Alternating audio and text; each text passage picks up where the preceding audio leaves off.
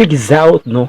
9 PM sa ako, ano siya nga, dol, pwede ba ka mo buhat og 24 bar challenge?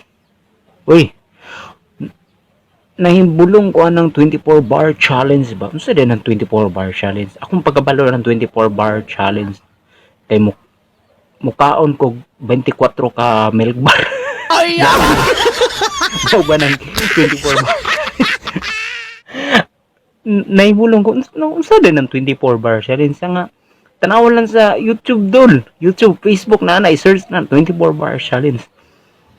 Pagkapalo din na ako, uy, rap din na siya. Rap din na din, wanda may lagi. Anyway, ang batog makaya bagin ako ng 24 bar challenge kay actually dili man ako fans ni Clock9, no? Si Andrew E lang man akong idol nga wala nilaing nga rapper diri sa Pilipinas, si Wag Kang Gamol. Yeah, no, mo lang akong idol si Andrew E once again. No, mo lang akong idol. Way lain na rapper, dili na ko na idol mga XB, mga Dabawenyos, mga kuan. Dili na ako na idol, si Andrew E lang gid akong idol, wala nang iba pa. Yo.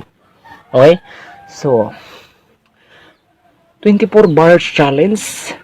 Pero actually ang kanay lang mga kanta idol nako, pero sila dili nako, wala na ako naslagi idol. Si Andrew ila mo nang nahili bugog murag silbi. Amo trap pa ni ako kistan mo rin manira. Anyway, magbuhat ako 24 bars challenge. Here we go. 24 bars challenge. Here we go. Kuyaw kayo karon ang mga panahon na dili bagyud basta-basta kay tungod sa kalisod sa panahon, kay tungod sa kalisod ang atong kalaban nga si COVID-19 ang pahamak yun inani tungod sa kalisod.